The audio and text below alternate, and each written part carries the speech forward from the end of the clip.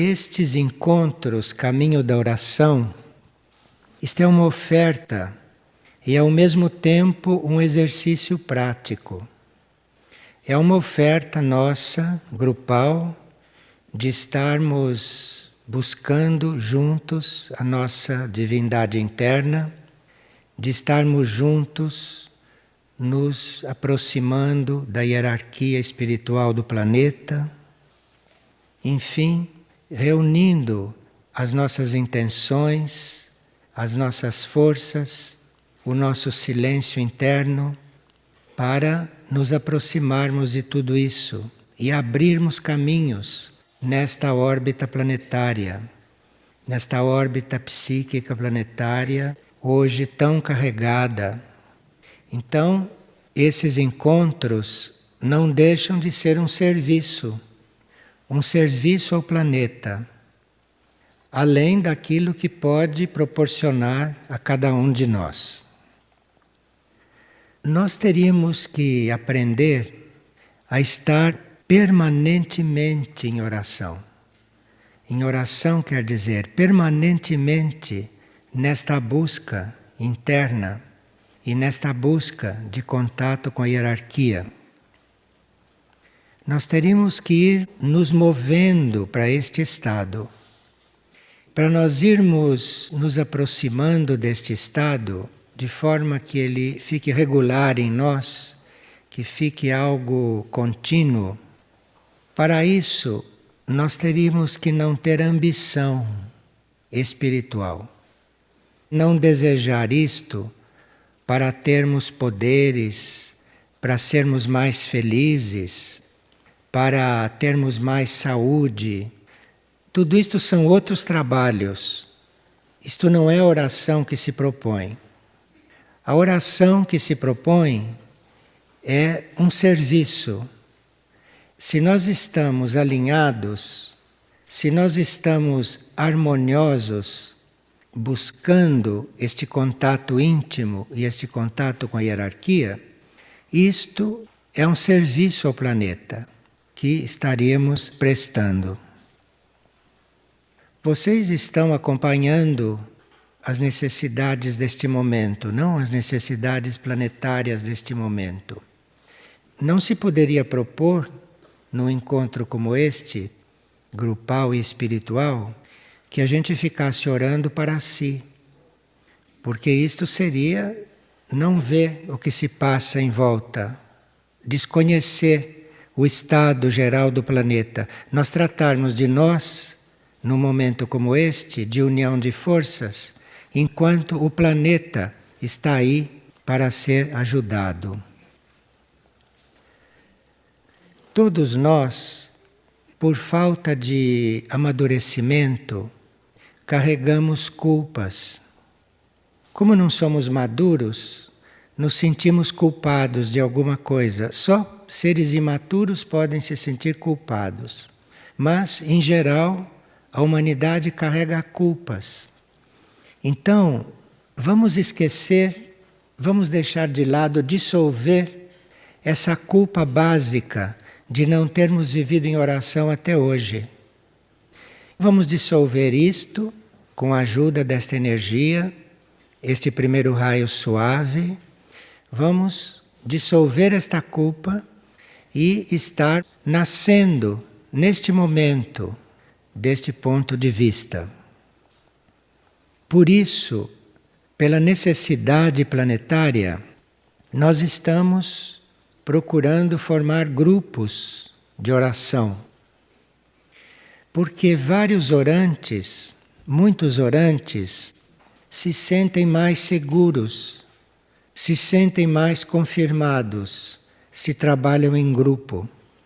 Mas mesmo que haja grupos, isto não exclui que cada um de nós faça o seu próprio trabalho, em silêncio, em separado, de uma forma eremítica. Isto é livre e ninguém deveria se condicionar a qualquer tipo de oração, a qualquer tipo de exercício que se faça aqui. O exercício é uma base, o exercício é uma sugestão, é um convite, é um início, é um ponto de partida. Mas, quando nós nos sentimos bem centrados e bem atualizados com a nossa intenção interna, nós vamos encontrando a nossa forma de orar. E muitos têm uma forma de orar tão informal que, para a grande maioria, não estão fazendo nada. E eles mesmos duvidam que estão fazendo alguma coisa, que estão servindo para alguma coisa. Então vamos dissolver todas essas coisas. Então veja a intenção de quem está orando. Se vê a intenção, isto é o que vale, é a intenção. E a sinceridade. E estar inteiro naquele momento. Cada um que for fazer isto vai fazer de um jeito, vai fazer à sua maneira. Não vamos copiar uns aos outros e nem achar que o outro não está fazendo bem, porque nós faríamos diferente. O importante é a sinceridade, o importante é a intenção e o importante é a união. E unidos faremos que isto tudo se eleve, que isto tudo ascenda e que chegue a vibrar nos níveis em que nós estamos buscando. Nós teríamos que fazer esses exercícios não pensando em nós. Eu, neste momento, não estou com vontade de me concentrar. Nós precisamos sair deste ponto e precisamos entrar em um nível de oferta que realmente faça as coisas quando elas são necessárias e não quando queremos, não quando precisamos. Porque a humanidade em geral faz as coisas quando precisa. Mas se nós ficarmos neste ponto, então mesmo que não estejamos precisando de uma prática destas, nós nos ofertamos para fazê-la pelo planeta, por aqueles que não fazem, por aqueles que não se ofertaram, ou por aqueles que não estão com condições, por vários motivos, de fazer. Então, isto é um serviço. Isso é a gente compensar no equilíbrio planetário aquilo que está faltando, aquilo que muitos nem pensam nestas coisas. A grande maioria nem pensa. A grande maioria está embriagada de coisas inúteis, de coisas supérfluas. Se vocês refletirem um pouco, vocês veem que a grande maioria das atividades são inúteis. Essa correria toda para tanta coisa, a grande maioria disto tudo é supérfluo. Se nada disso acontecesse, o mundo prosseguiria de forma muito melhor. Não sei se vocês observaram isto. Quantas profissões, entre aspas, que não servem para nada dentro do plano evolutivo, pelo contrário, servem para trazer as coisas para trás. Nós teríamos que estar diante desta situação planetária em oferta. Em oferta. E Figueira teria como proposta chegar a ser como um templo.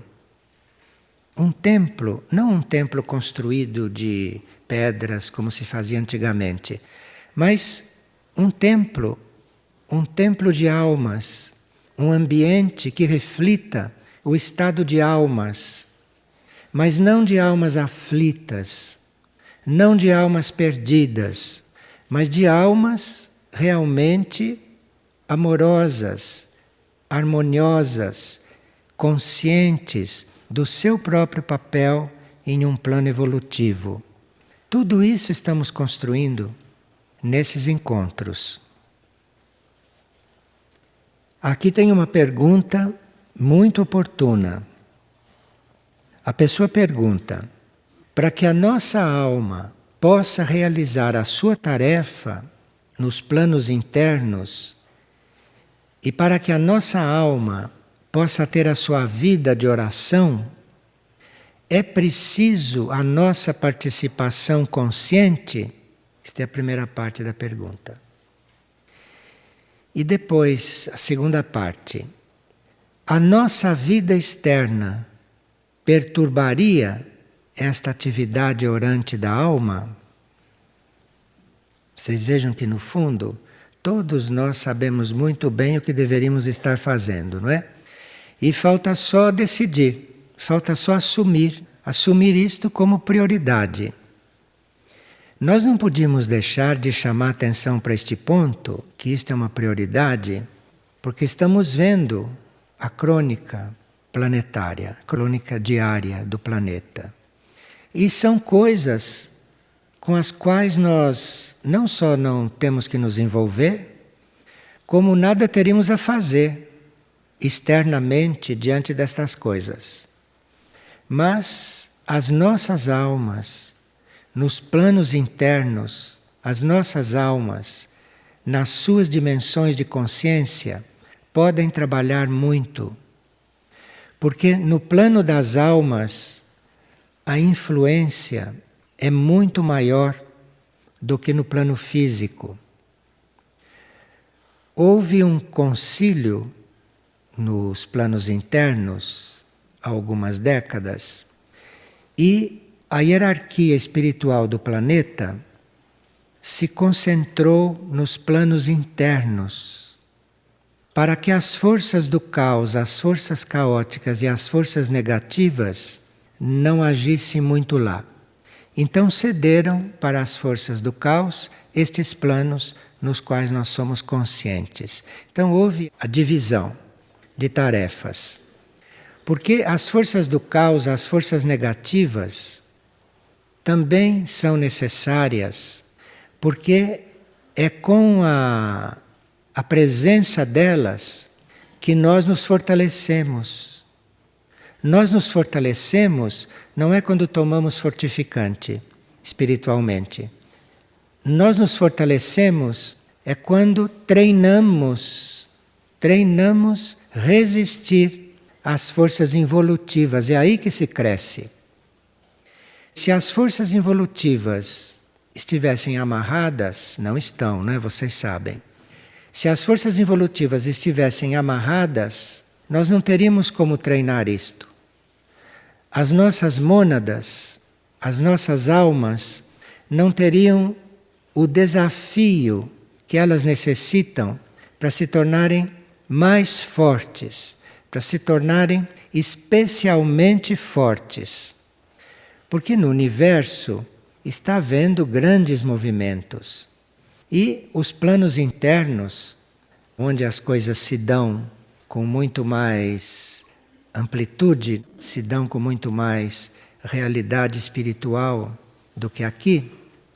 Então, nos planos internos, são necessárias almas fortes, são necessárias mônadas decididas, para que esta vida externa, esta vida material do planeta, não se dissolva, não se desagregue, não se destrua. Nisto tudo que assistimos, atrás disso tudo está um plano inteligente, está um plano divino atrás disto tudo.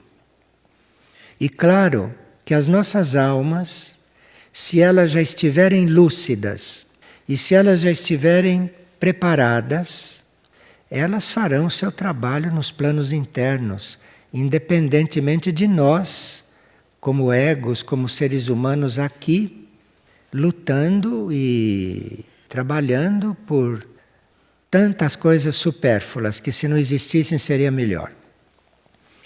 Então, essas mônadas e estas almas têm mesmo que se fortalecer, trabalhar muito, para que aqui nós tenhamos uma situação que permita não levar à desagregação os planos materiais, o plano mental, o plano astral emocional e o plano etérico físico. Agora aqui tem uma ponta de culpa nesta pergunta. Ele diz: isto pode acontecer sem alteração da nossa vida externa? Por que será que nós temos tanto medo de alterar a nossa vida externa? Por que será que temos tanto medo de deixar com que esta coisa aqui, este teatro, este circo, deixar que esta coisa aqui seja intocável? Quer dizer, eu faço desde que não se mexa aqui. Aqui, como diz o mestre tibetano, é o plano da ilusão. Aqui é a representação da ilusão mundial.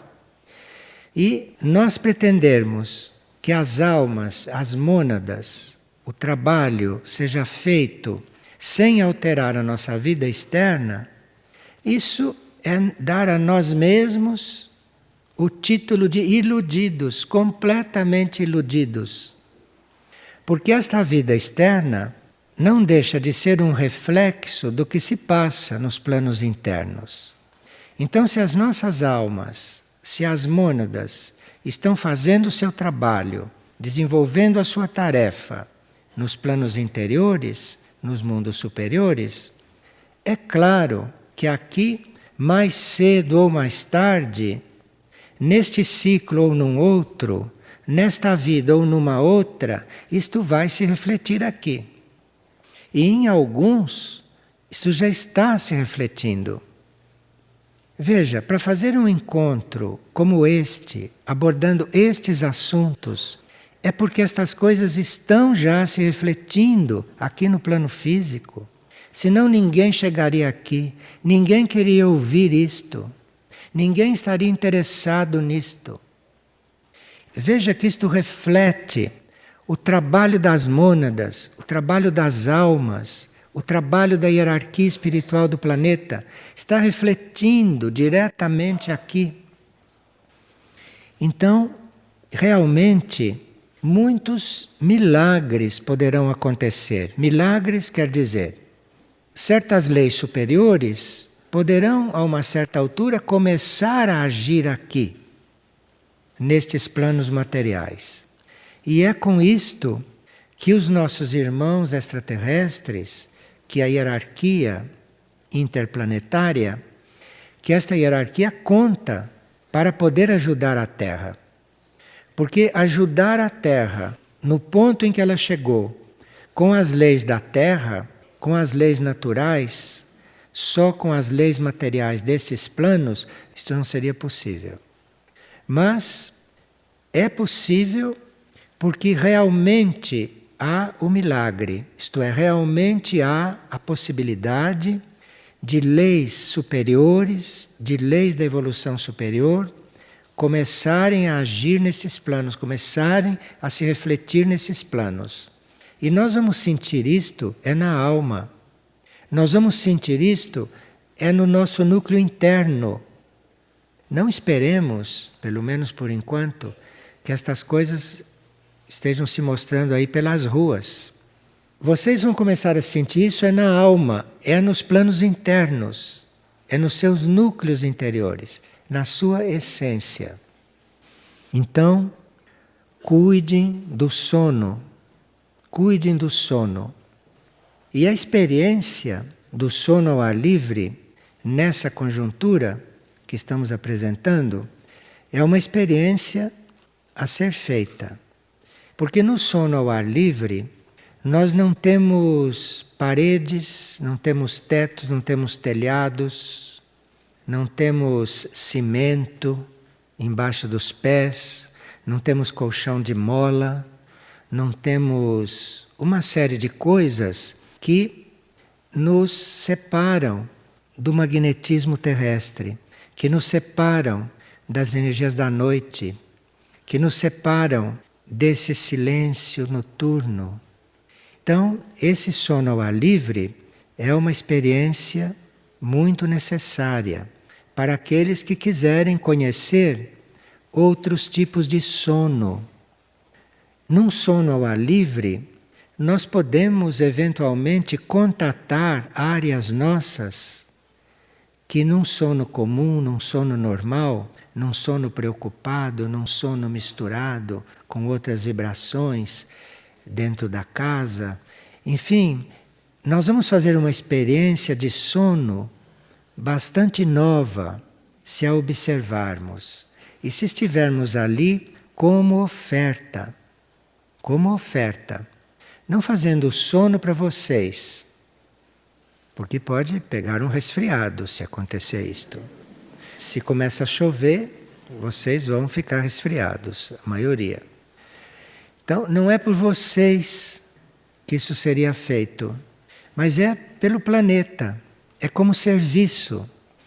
Então, se nós começarmos a praticar as coisas que Figueira oferece no campo da vigília, no campo do estudo, enfim, nesse campo mais interno, mais oculto, se nós começarmos a trabalhar estas coisas com uma outra intenção, fazendo uma outra oferta, nós vamos ver novos aspectos da figueira emergirem. Nós vamos ver aspectos de uma figueira curativa que ainda não pôde emergir completamente. A atividade de cura em figueira está ainda cerceada por uma série de questões materiais, mentais, emocionais, etéricas.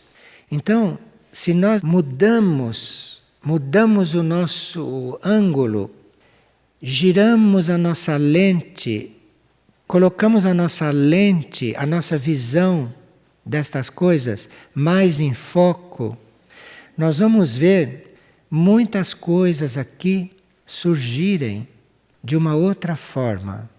Os estudos, vamos ver também acontecerem de uma outra forma. E vamos ver também a hospedagem, que é outra coisa que Figueira deve aprofundar. Vamos ver a hospedagem também acontecer de outra forma. Então vamos trabalhar muito em qualidade. Vamos nos propor a, quando saímos dessas reuniões, não nos dispersarmos, não falarmos de coisas triviais que podemos deixar para falar depois, e às vezes deixamos para falar depois, não falamos mais porque elas se dissolvem e vocês deixaram de falar. Deixaram de criar karma inútil. Então, vamos nos propor, ou melhor, vamos nos repropor tudo isso e nos valendo da força desta reunião. Agora, aqui é uma pergunta de um grupo que nós aprofundemos o desenvolvimento da fraternidade. Isto, naturalmente, é um assunto de nós todos, não e não só deste grupo. Nós temos vida fraterna quando consideramos uns aos outros como almas e não como pessoas. Então, enquanto nós nos consideramos pessoas, enquanto nós nos vemos como seres humanos, como egos, como amigos, como parentes, como conhecidos, essas coisas terrestres. Quando nós nos vemos humanamente, nós não somos capazes de fraternidade, nós não somos capazes de ser realmente fraternos. Para nós sermos fraternos, é preciso que a gente chegue a ver o outro como alma, e não como personalidade, não como ego, não como ser humano, mas como alma. Então, se nós nos vemos todos como almas, vai surgir esta relação diferente, nova para a humanidade, que é a relação fraterna. A fraternidade não surge da mente, a fraternidade não surge do emocional. O emocional tem preferências, a mente tem preferências, a fraternidade não tem preferência alguma. A A fraternidade é um sentimento de união para com todos. Então a mente, o emocional, a personalidade não é capaz disto, porque ela está toda separada em 3 corpos, ela está dividida em 3 corpos. Ela não é capaz de fraternidade. Nós precisamos nos polarizar na alma, precisamos nos polarizar no eu superior, porque no eu superior, na alma, no centro do nosso ser, nós vamos adquirir a possibilidade de ver o outro como um semelhante nosso, como um eu superior, como uma alma. Então, à medida que vamos considerando o outro uma alma, a todos como uma alma, então entre aqueles seres que se consideram entre si como almas, surge a fraternidade. Senão surge sempre essas relações de gente. Essas relações de gente educada ou de gente mal educada, de gente culta, de gente ignorante, mas tudo isto se equivale. Nada disto é fraternidade. A fraternidade é quando nós começamos realmente a nos relacionar como almas. Então, como fazer para manter a união entre membros de um grupo é nós sermos fraternos. Nós não podemos dizer para o outro, sejam unidos, se comportem bem, funcionem direito. Não, você precisa ser fraterna para passar esta vibração para o outro, para passar esta energia para o outro. Você ser fraterna com o outro, você ser fraterna com todos, isto vai então se alargando, isto vai então se introduzindo em todos. E como fazemos para numa fase de transição como esta que estamos vivendo, não? Estamos vivendo muitas mais transições do que imaginamos. Nós estamos vivendo, por exemplo, a transição de ser humano para ser supra-humano. E quem é que se dá conta disso? Quem é que pensa nisso? Não é?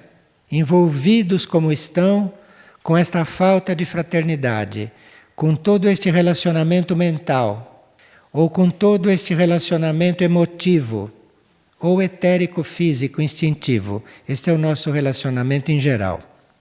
Então, como é que nós podemos passar por essa grande transição, que é de nós nos elevarmos de humanidade para a supra-humanidade, para seres supra-humanos? Isto é a transição que todo o cosmos está fazendo em nós, está cuidando que isto aconteça. Mas para isso, para nós sairmos deste estado humano, que sabemos o que é, para nós sairmos desse estado humano e fazermos a transição para o estado supra-humano que está previsto na nossa evolução. Estado supra-humano não é nenhum super-homem impossível. Estado supra-humano está previsto, é o nosso próximo passo. Deixar de ser humano para ser mais que humano, para sermos espíritos, para sermos mônadas. Isso está na nossa evolução. Então estamos sendo supra-humanos. Isto é uma transição que está acontecendo em planos muito internos nossos, em planos muito subjetivos. E nós, para fazermos esta transição, nós teríamos que considerar os grupos internos de almas, ou os grupos internos de mônadas. Porque nós não somos almas isoladas, nós não somos almas separadas, nós não vivemos isolados. As almas têm consciência de grupo. Nós, no nosso inconsciente, temos consciência de grupo. Nós somos grupo no nosso inconsciente, na nossa vida de alma, no nosso nível de alma. Então, nós teríamos que fazer um certo trabalho e fazermos um certo esforço de irmos buscando esses grupos internos de almas, porque lá nós nos encontramos. Lá nós nos encontramos vivos nesses grupos de almas. Então, dentro de nós, nesse trabalho interior, nesse trabalho interno, então aí vamos fazendo esta transição de ser humano para ser supra-humano. Nós estamos tão atrasados nesta evolução humana que dizemos, você não é humano, você precisa ser mais humano, você é desumano. Nós estamos tão atrasados que usamos até esses termos e coisas desse tipo. Nós precisamos realmente nos colocar em um nível de transição. Temos que aceitar, transcender este estado nosso atual de seres humanos, porque esses seres humanos não dão certo enquanto humanos. Se eles não são guiados por uma consciência superior, se o ser humano não é guiado pela alma, não é guiado pela mônada, ele não dá certo. Ele trabalha contra a corrente, ele é involutivo, ele é antievolutivo. Haja visto o que fazem com os animais. Comem os animais. Então são antievolutivos. Se nós não temos esta ligação com os nossos planos superiores, com os nossos planos internos, se nós não temos esta aspiração a ficar conscientes dos nossos grupos internos, dos nossos grupos de almas, se nós não temos isto, nós não saímos desse estágio. Nós chegamos ao ponto de ser uma humanidade avançada tecnicamente, avançada até certo ponto, mas digamos avançada tecnicamente, mas não mais do que isto. É preciso a consciência desses grupos internos, é preciso a consciência de que a nossa alma, o nosso ser interior, vive em grupo, trabalha em grupo, serve em grupo, para nós podermos ir fazendo esta transição para o nosso plano interno e para o nosso grupo interior. Então, fraternidade começa quando nós estamos vivendo como almas, quando estamos já nos considerando almas, vivendo em grupos de almas e numa certa igualdade, uma certa igualdade de metas, com uma certa igualdade de propósitos e de esforço também, porque é muito bom unir os esforços grupalmente para se dar esses passos. Nós teríamos que chegar na nossa evolução não à fraternidade somente, porque chegando em nível de alma já somos fraternos. Mas a hierarquia espiritual do planeta e a hierarquia cósmica vai além disto. E nós estamos sendo preparados para entrarmos nesta linha de evolução espiritual. Então, nós não estamos sendo preparados para sermos fraternos. Fraternos já devíamos ser, entre almas. Nós estamos sendo preparados não é para a fraternidade. Nós estamos sendo preparados é para a irmandade. A irmandade é outro grau, é outro nível de união. A hierarquia espiritual do planeta, a qual nós tentamos imitar, a hierarquia espiritual do planeta não é fraterna. Porque a hierarquia não está em nível de alma. A hierarquia está no nível mais profundo. A hierarquia espiritual do planeta está em nível de irmandade.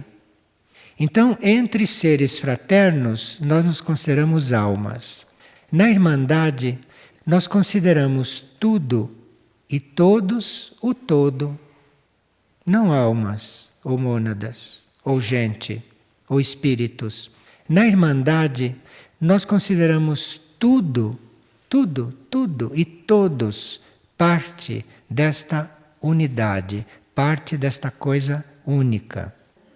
Então, a irmandade, que é o estado de consciência dos nossos irmãos do cosmos, esta irmandade nos acolhe. Esta irmandade nos acolhe tão logo nós tenhamos esta aspiração de união com o todo. Então veja, a fraternidade existe entre nós e os nossos semelhantes, entre nós e os animais, temos uma certa fraternidade. Mas irmandade, da irmandade não está excluído nada. Da irmandade não está excluído coisa alguma. Então nós teríamos que trabalhar essas transições. Teríamos que estar disponíveis para essas transições. Nos apresentaram um parágrafo do livro de Mirna Já. Este parágrafo diz o seguinte: que o estado mental da humanidade da superfície em muito se diferencia do intraterreno. Claro, se nós tivéssemos um estado mental igual ao dos intraterrenos, não precisava ter duas humanidades, estavam todos juntos, não é? No mesmo nível de consciência. Mas se existem esses dois níveis de consciência, se existem esses dois tipos de humanidade no mesmo planeta, então esse estado da humanidade da superfície em muito se diferencia do intraterreno. Em Mirna Já, por exemplo, e em outros centros do planeta, a energia mental está integrada com a energia do universo. E na humanidade não está. E isto é uma grande diferença. O nosso estado mental, a nossa energia mental, vaga por aí, como vocês sabem, não é? Passeia por aí. E alguns até por lugares muito benéficos, mas nem todos são benéficos. A energia mental, no mundo intraterreno de um modo geral, ela está integrada com a energia do universo.